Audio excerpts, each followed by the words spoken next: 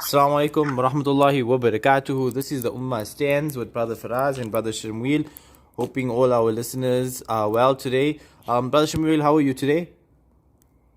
Alhamdulillah, by the grace of Allah, we've got food on our table, warm bed to sleep in, and a roof over our heads. So Alhamdulillah, Allah Ta'ala's mercy, all is well. How goes it with you, Brother Faraz? Alhamdulillah, Alhamdulillah. What can we say? What can we complain about? We have been given another opportunity to glorify Allah and remember Allah, and that, is a great blessing. Let's get straight into it, Brother Shamil. Today's topic is sacrificing for Islam. This is very important because in the recent circumstances with COVID, we are hearing the word sacrificing for the nation, for the safety of the people. A lot. The word sacrifice is becoming it's becoming quite common as people are starting to leave off the individual lives to sacrifice for the benefit of the nation. So, us as Muslims, sacrifice is part of our religion. If you look at Ramadan, it's a month of sacrifice. We leave off food for the sake of Allah. If you look at Salah, we sacrifice, we're giving out 5 times a day, we're giving out some time for Allah. So Islam is a religion that really is based on sacrifice. The sacrificing a lot of your effort, your time for the sake of Allah. We've got the example of Ibrahim alayhi salam. And the perfect example of sacrifice, he sacrificed his family, he sacrificed his health, he sacrificed time with his father, all for the sake of Allah. So our religion, when it comes to sacrifice, it's very, very important. But there's a massive but here. We are seeing of course, recently people people are not willing to sacrifice for the religion of Allah.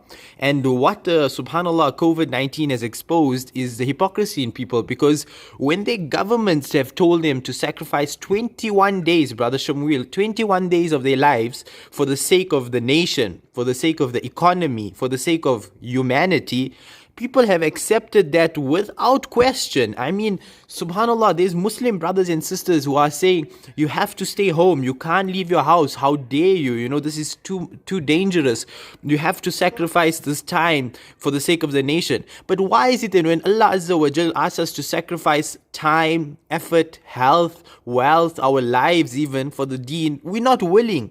Have you noticed this disparity, Brother Shamuel? Have you noticed this what people claim and what people are actually doing? Oh, yeah. Bismillahir Rahmanir Rahim. Alhamdulillah. Assalamu alaikum to all our listeners out there. Hope they are all well during this lockdown. But yes, you highlighted and brought to light a very, very, very, very important topic.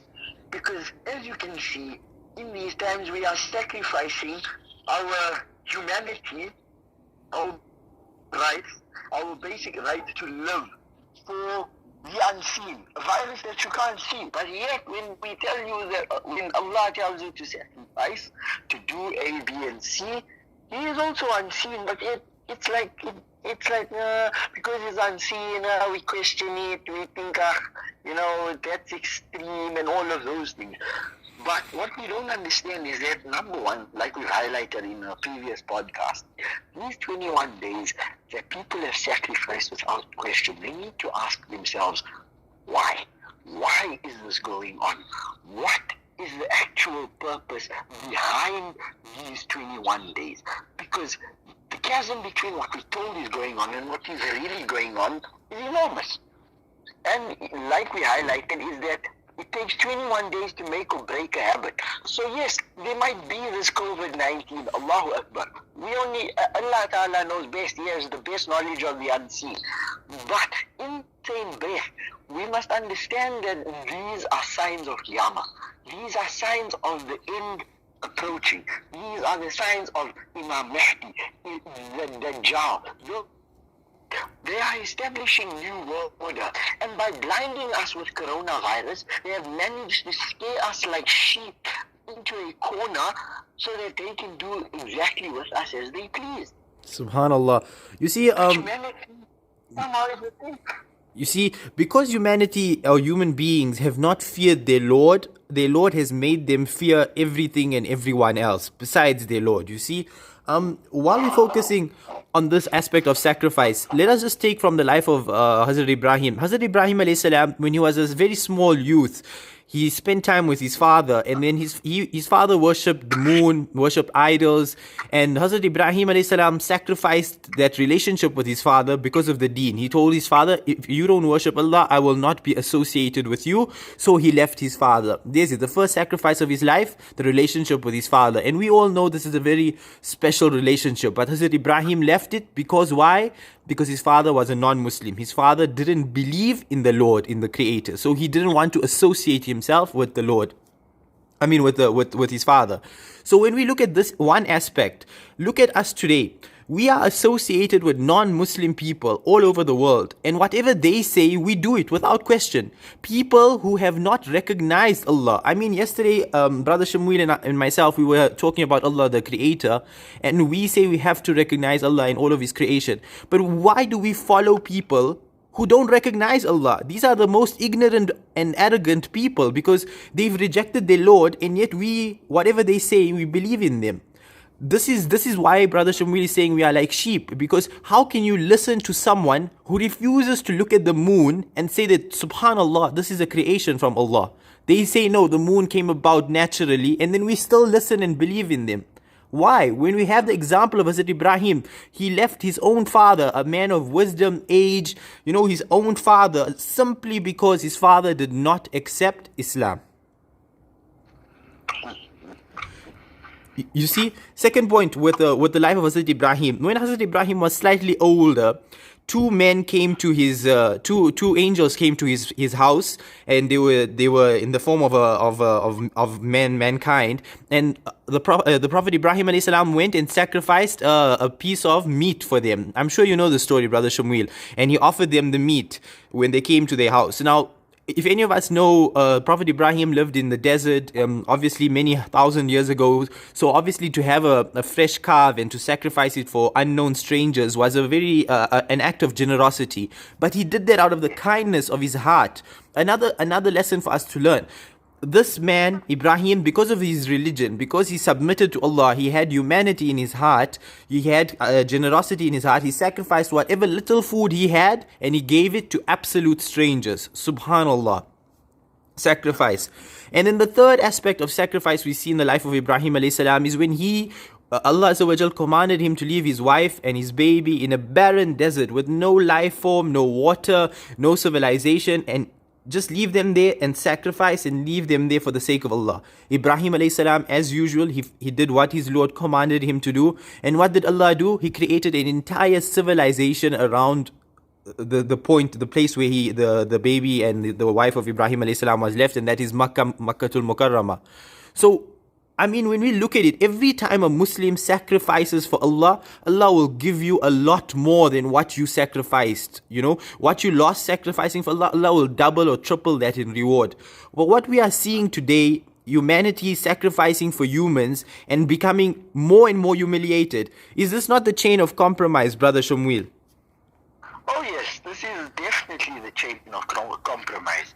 And like a story we once spoke of was a rooster who was told that he once used to give adhan in the morning, and the owner came and told him that he needs to stop giving adhan or else he'll be slaughtered. So the rooster abided, compromised. The next time, the owner came to the rooster and said, now you need to start clucking like the rest of the chickens or else I'll slaughter you. So he started clucking like the rest of the chickens. Eventually the owner came back to him and told him that if you don't start laying eggs like the rest of the chickens, I'm going to slaughter you. Now the rooster thought to himself, had I not compromised and died with Iman, I would have been in a better position than what I am today. Similarly, the Muslim Ummah is going through exactly the same fate, where we will sacrifice our wealth, our health, our time for dunya. But when it comes to akhirah, we've got every excuse under the sun as to why it is that we cannot complete what it is that we are required to do. This is a great wrong. I mean, this is not how the Ummah conquered the opposing armies when they were faced with oppression. They rose to the challenge. They worshipped Allah even extra. They sought His pleasure, and these actions and striving in this path till they attain victory and manage to spread Islam to the four corners of the globe through the same sacrifice that we speak of. See, They sacrifice their health, their time, their wealth, their family, everything for the sake of Allah. But yet we are unable to do that, but we can do it for humanity, we can do it for dunya. This is incorrect.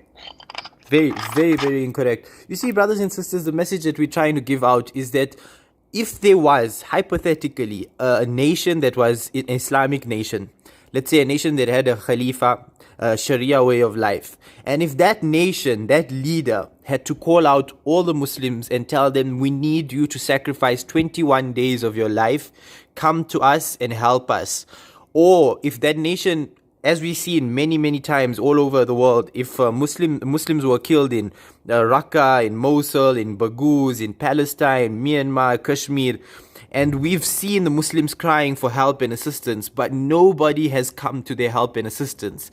And we as Muslims need to ask ourselves, why is it that when our kafir governments that refuse to believe in Allah, basically atheistic governments, when these same governments ask us to sacrifice our personal freedoms for the sake of their kafir nations, we do it. But would we be willing to do it for a Muslim nation? That is a golden question. Would we do it? And the answer, my friends and sisters, is unfortunately, all of us, myself included, we wouldn't do it. We haven't been doing it. Subhanallah. All like it as well. See, we haven't. Brother Shamil is correct. We haven't. We have failed the Ummah for many decades, and Allah Azza wa Jal has exposed us, because when the push came to shove, we were quick to sacrifice. Our masajid, we were very quick to sacrifice them, close them down, shut them off immediately to protect our nation, to protect our economies, to protect our businesses. But what about to protect the Muslims? What about to protect those Muslims that were suffering when the bombs fell on them? Those Muslim sisters that were raped by the US and the UK army in 2003 and 2007 when they invaded Iraq and Afghanistan. Why is it that Muslims... Day two. Subhanallah. Stop there. It hasn't stopped. It hasn't stopped at all. And now you're seeing the punishment of Allah. And we as Muslims are still not understanding that do not sacrifice for your idol nations. And I call them idol nations because these nations, our atheistic secular nations, different countries all over the world, they are idols. People worship them. People claim that the nation will help them. Your nation does not help you at all. Only entity that can help you is Allah Azza wa Jal. And only sacrificing for the religion of Allah can benefit you. Another point that me and Brother Shamil will just want to raise before we wrap up is that sacrifice in Islam does not mean that you have a lot of knowledge. It does not mean that you have a big beard. It does not mean that you are the perfect Muslim. No. Sacrifice is your willingness to give up something that you value for the sake of Allah. So if you have a lot of knowledge but you don't apply and you don't sacrifice yourself for the sake of Allah, then that knowledge doesn't benefit you. Right, Brother Shamuel? 100% correct. Because what's the use if the knowledge remains in a book and it is not propagated and used? It's the same as a tool that if it lies in a toolbox, it won't build anything. But take it out of the toolbox and use it, many great things can be built and accomplished. See, as Brother Shamuel has mentioned, there was many armies, Muslim armies that conquered the East and the West. These armies were not made up of people of immense Islamic knowledge, people that had studied all the books. These armies were made up of brothers and even sisters who just wanted to sacrifice their lives for Allah Azza wa Jal. Subhanallah, what greater form of sacrifice is there than sacrificing your life for the Lord that has given you life? Yes or no, Brother Shamuel? 100%. And I mean, as we know in Islam, the shaheed is granted instant Jannah without any sort of reckoning. Why in this time when the opportunity for us to go and attain martyrdom, do we sit back and cower when ultimately we should be happy to go and meet our Lord? Because that is where our final abode is. If we hold on to the dunya with the tightest of grips. Why? The tighter you hold on to the dunya, brothers and sisters, it's like holding on to water. The quicker it will slip from your fingers. There's no point in holding on and struggling for dunya. I mean, we are in our year where me and Brother Shamwil are, we are on our 11th day of lockdown. And even so, we are still seeing many Muslims, when you ask them, what are you up to? Can you have some time to give out for the religion of Allah? They say, no, we're busy with schoolwork. We are busy with work, normal dunya related work. So subhanallah, when there is a lockdown, they are still busy with dunya. When there's no lockdown, they are still busy with dunya. So when are you going to sacrifice even half an hour of your day for Allah Azza wa Jal? Half an hour of your day to raise awareness about the situation of the Muslims. Half an hour of your day to give up something for the sake of Islam.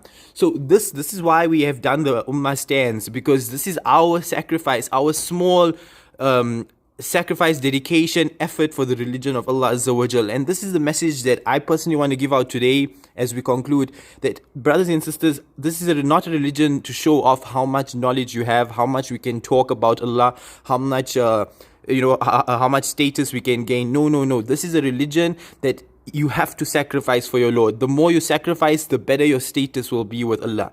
You can have as much beautiful words, but if those words don't translate into action for the sake of the religion, then those words are false and your claims are false. So brothers and sisters, let us sacrifice anything that we can for the religion of Allah, because wallahi, in this times, our reward is going to be a lot, because it's so difficult to sacrifice. Brother Shamwil, can we have your concluding advice for today? Brother Faraz brought up an excellent topic of the fact that our reward for sacrificing for Islam now, the reward will be very great. Yes, we know that we can never attain the level of the Sahaba, but if you said something to this effect, that coming close to the time of Qiyamah, holding on to your Iman would be like holding on to a burning coal. So with this in mind, we must understand that we can attain a similar reward as to what the Sahaba did, because we are facing the same exact circumstances that Islam was first brought into, where they faced the rest of the world as a Kafir nation. They tried to impose their ideologies on them, and they fought back and rebelled against it and propagated the religion of Allah. So therefore we must be ready to do the same, because how can we expect to go and stand on the day of Qiyamah next to our beloved Nabi Sallallahu Alaihi Wasallam and the Sahaba and claim to have loved Allah, loved the deen, when they're going to stand with limbs severed, eyes missing, having given everything? How can we then claim to be of the same ummah as them when we couldn't even lift, like you said, half an hour of our time for the deen of Allah? Subhanallah. You see, brothers and sisters, just to conclude, there's an excellent point made by Brother Shamwili, which is that even though we can't get the level of reward that the Sahaba get, we can emulate it. And if you look at it, there are many similarities between our situation and the situation of the Sahaba. The Sahaba, they had to establish Islam from scratch. There was no Khilafah, there was no Ummah in itself, there was no Jihad, there was no Islamic State, nothing. The Sahaba established that and they received the reward. After that, many generations came, they lived under Islamic rule, in some form of Islamic rule. Today, in 2020, again, we are living in a state of absolute darkness. There is no Khilafah, no Islamic State. So whatever effort we do, wallahi, the reward will not be the same as those of the Sahaba, but the rewards are there, because if we are the generation that establishes Islam and puts Islam back on the map, the rewards are great. So let us not waste this opportunity. These are days where we can take advantage, maximum advantage, and use this time to establish the Islamic State. Subhanallah. Brother Shamwil, any other message for today? Alhamdulillah, I believe you concluded very, very beautifully. I leave that sweet taste for the listeners to as food for thought. Subhanallah. So, we meet again, inshallah. Okay, inshallah. Okay, inshallah, for all our listeners out there, Jazakallah khairan for listening, and inshallah we will meet again tomorrow, and stay sacrificing for Allah, and inshallah Allah keep us all safe. Jazakumullah khairan. Ameen. Assalamu alaikum wa rahmatullah.